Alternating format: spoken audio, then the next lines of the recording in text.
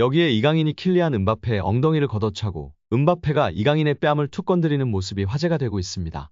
올 시즌 처음 만난 둘은 오래된 인꽃 부부처럼 마지막 공식 행사장에서도 꿀케미를 자랑했는데요. 이강인과 음바페는 툴루즈와 리그앙 35라운드를 끝마치고 우승 시상식에 나란히 참석했습니다. 루이스 엘리케 감독이 이끄는 PSG는 올 시즌 유럽 챔피언스리그 준결승에서 보루시아 도르트문트의 패에 쿼드러플에 실패했지만 리그에선 압도적인 스코어로 조기 우승을 확정했습니다.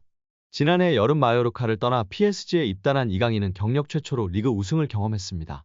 이강인과 음바페는 시상식에서 재밌는 장면을 연출했습니다. 이번 여름 PSG와 작별을 앞두고 이날 홈고별전을 치른 음바페가 단상 앞에서 장난스러운 포즈를 취하자 뒤에 있던 이강인이 음바페의 엉덩이를 향해 왼발 강슛을 날렸습니다.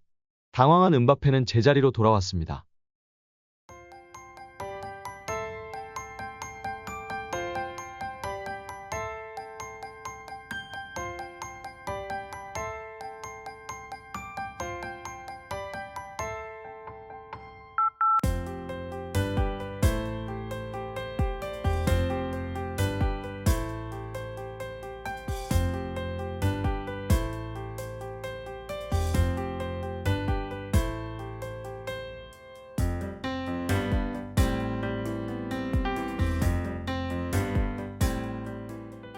파리 생제르맹의 이강인이 시즌 마지막 홈 경기에서 인상적인 활약을 남겼습니다.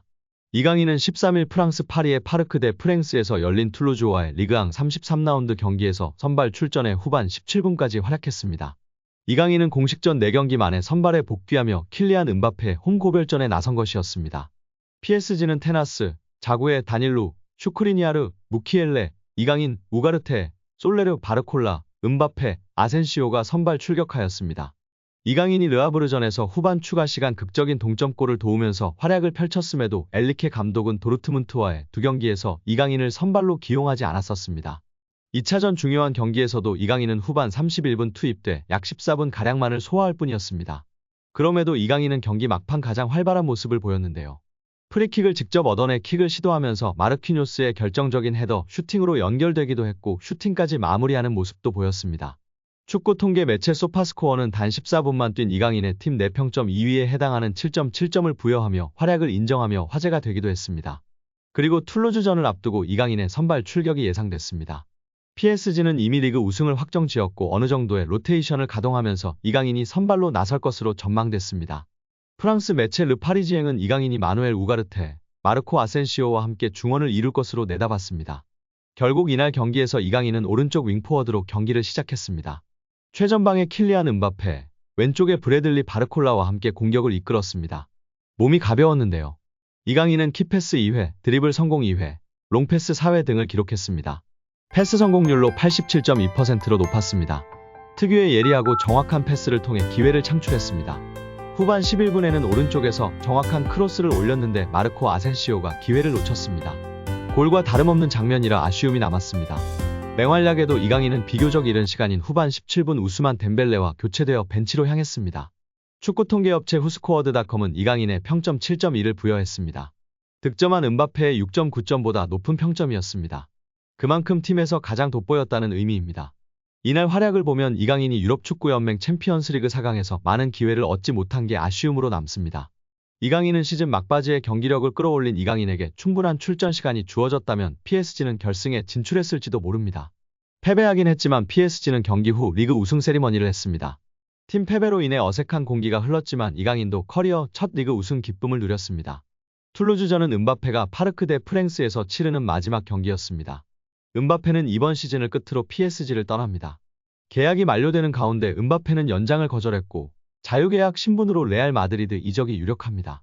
음바페는 툴루즈전에서 풀타임 출전한 가운데 프랑스 매체 구공미는 음바페의 활약에 대해 파르크 대 프랑스에서 음바페의 라스트 댄스였지만 패배로 경기가 끝났다.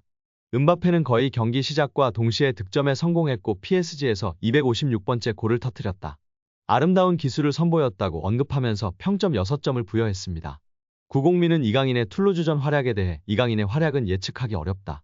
전반전에는 어려움을 겪었고 상대 진영에서 동료들로부터 자주 발견되지 않았다면서도 후반전 중앙으로 이동하면서 팀플레이에 유리한 모습을 보였다.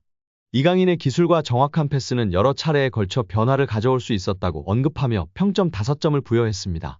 특히 유럽 축구 통계 매체 소파스코어는 이강인의 툴루즈전 활약에 대해 팀 내 최고 평점 7.4점을 부여하기도 했습니다. 이는 득점을 한 음바페보다도 높은 평점이었습니다. 워렌 자이르 에메리는 자신을 증명하지 못했습니다. 결과론적인 이야기지만 이강인을 더 빨리 기용할 필요가 있었습니다. 프랑스 매체들은 음바페와 더불어 에메리를 지적했습니다.